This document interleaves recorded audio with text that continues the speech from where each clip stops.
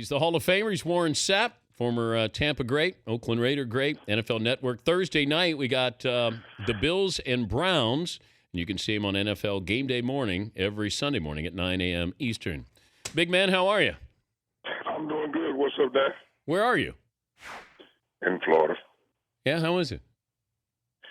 It's a little rainy today, but, let's get out of hurricane season and let's go ahead and enjoy ourselves when the rest of the country turns cold.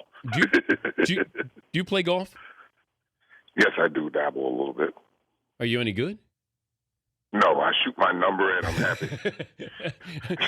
so you'll shoot. I break 100. I break 100. That's a good day, Danny. Help me with this A-Rod story that, really any athlete. If you're, unless you're coming from a third world country, I don't have any sympathy for these athletes who say, I don't know what I put in my body or I was duped here. A-Rod said he didn't know what he was putting in his body. You buy that? No, I don't. I'm sick of A-Rod. Sick of him. Why? At no time has he ever been honest about anything when we're talking about these PEDs with him.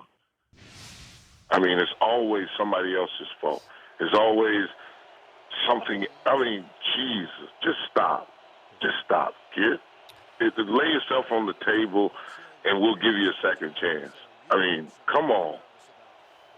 Well, if you can get away with it, I think that's the key. Got away with it. You can. You can. In the world of information and Twitter and everything that's global, no way. You're Alex Rodriguez. Well, he said he's fighting for his life, which I found kind of ironic since he's making $25 million a year. Yeah. I don't think he's fighting for Good his life life. to fight for, isn't it? Yeah. And the Josh Freeman story, with your Tampa Bay Buccaneers, I don't know if there's a smear campaign, but what is going on here with the Buccaneers, Warren? A smear campaign. Have you ever heard something like this ever in the history of your life?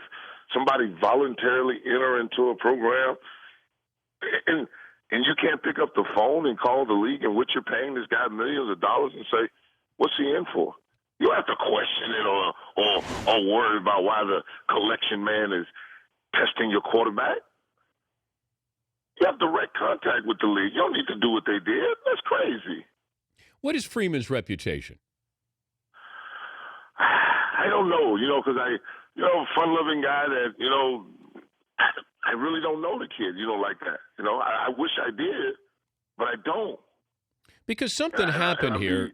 He had 25 touchdown passes and, 6 interceptions a couple of years ago. Now, all of a sudden, he's up in a suite watching a game, deactivated as the third quarterback. That's a big... Have you ever heard of that before? No, I haven't. And it's Greg Schiano and Josh Freeman. I have a real problem with that, Dan. No, I have a real problem with that. I understand you're the head coach of an organization and you do certain things your way. But when you try to change the league itself, there's no way for you to reach your hand into the locker room and say, there's no way for you to be with your team on a Sunday morning, Sunday afternoon, watching a football game. I mean, you about to leave this kid on the field, McGlenn, with Dan Orlovsky as his other pair of eyes? Yeah. I mean, this kid gets to come off the sideline and look Dan Orlovsky in the face and say, what are you seeing? Nah, come on, stop that.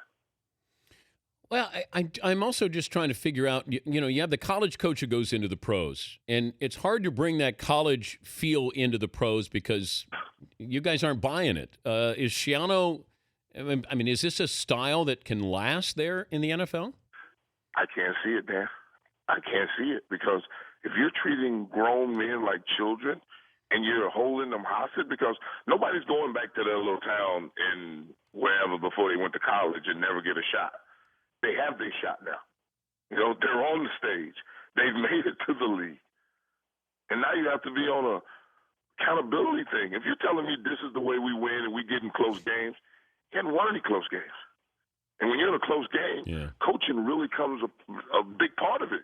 We got to find something that, a formation or a play or something that gives us the edge or the ability to win the game.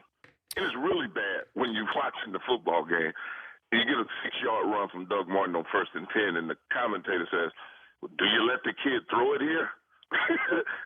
And you're like, nah, because, he got a good run by Doug Martin, and the kid throws the interception the next snap. I mean, everybody that's watching the game see this kid standing on the edge. Don't push him. He's Warren Sapp, the Bucks Hall of Famer, joining us, Dan Patrick Show. A couple other topics here. Terrell Suggs, is he crazy or calculated in accusing the commissioner, along with Ray Lewis? Those guys both said the commissioner orchestrated this blackout in the Super Bowl. Crazy. Hey, Daddy, when it's crazy, baby. That's crazy. Wait, does Suggs really believe? Like, he can't possibly. Wait. Terrell Suggs won a world championship, if I'm not mistaken, correct? Yes. Why does he care that the lights went out? Because they didn't get a blowout. The commissioner, for some reason, doesn't like the Ravens, and apparently he wanted Jim Harbaugh, not John Harbaugh, to win a Super Bowl, apparently. That's like Callahan wanted John Gruden to win a championship and not himself, right? I've heard this before. Could you but see? It's not from the guy that won. You know, that's the crazy part right there. You won the world championship. You're the world champion. Shut up and go play. You got enough problems with your football team, buddy. Don't worry about the Super Bowl that you won. God, oh, my goodness. Could you see Gruden going back to college and maybe coaching USC? No. Why? Teddy's in a real comfortable spot right now. But he's going to coach again. Every week I speak to him, and he's in that lab with film. Trust me, I used to sit in this meeting room every day on my way to a world championship and the year after it. Nah, he ain't going to college. He's in a real comfortable spot right now. Does he coach again? That's hard to say because I know his passion for the game, and I know he likes to do, but I don't think so because there's a different breed of player now. It's a different league. It's a different breed of player. I don't think so. The other thing was, from a defensive perspective, rushing, if you're playing against Peyton Manning, and he's playing at certainly a high level here, what do you do defensively that you're able to counter this, or anybody else down the road is going to be able to counter this Broncos offense? The book against Peyton Manning has never changed. Rush well, get him off the spot. Don't let him get comfortable, but, I mean, he's playing without his left tackle, and it looks like he has Anthony Munoz out there blocking that left tackle right now. I mean, it just doesn't look like there's a way to derail him or stop him in this law firm of Decker, Thomas, and Welker. Are you kidding me? I mean, there's no way for you to get in their faces like they used to do back in the day. You know, like New England used to do Reggie Wayne and Marvin Harrison back in the day. There's no way to do that. You can't ride them down the field. And with the Autobahn that they built from the top of the numbers to the top of the numbers, I can't see a big stop there. I look at this every week, and I watch people go down the middle of the field. I'm like, oh, my goodness. I mean, I used to have $5,000 waiting for anybody that hit somebody and got a fine. I mean, because we needed to protect the middle of this field.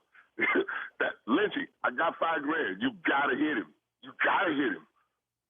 Wait a minute. So you got $5,000 to pay somebody when you were standing on the table. Anytime you get a fine, I'm paying $5,000.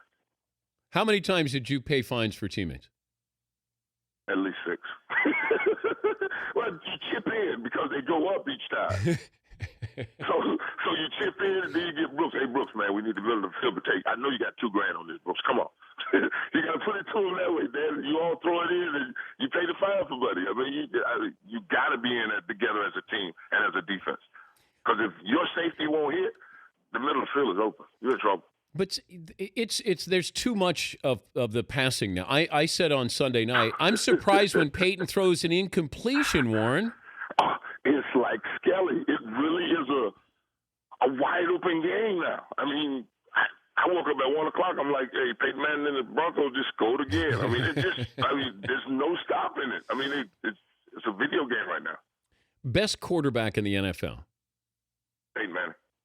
And this is a guy we didn't know who could, if he was going to play. We were talking about, did he still have the velocity on his ball? Yeah. And I saw him week 1 with the glove on, and I'm like, you know, he played with it in that playoff game, so maybe he felt that grip for the first time and was like Kurt Warner, I'm never going to take this glove off again. You know what I'm saying?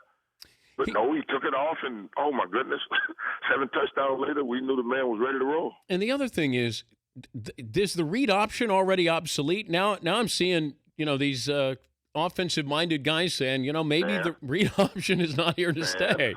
Yeah. Dan, this is a quarterback quarterback-driven league. And once they said the quarterback was live and you get to play 11 on 11, that was going to end that party. Hello. I cannot put my quarterback in harm's way.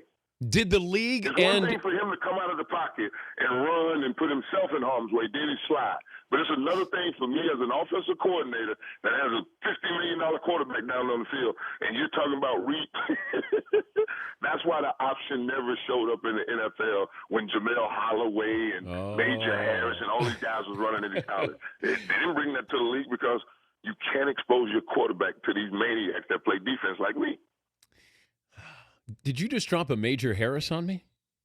Yeah, Major Harris. Oh, nice man, Monday. that is good. Monday night. Jamel Holloway and Major Harris were the two coolest quarterbacks ever running the option. Oh, I don't know. I always liked Thomas Lott. He wore the bandana at Oklahoma.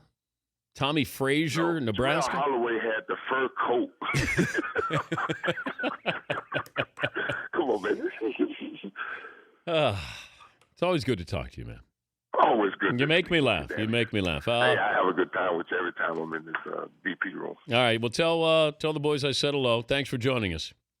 All right, baby. And tell Fish and the boys to take care of the man cave. All right. I will. There you go. Warren All right, Sapp. brother. All right, man. NFL Network, Showtime analyst. The Dan Patrick Show, weekday mornings on Audience.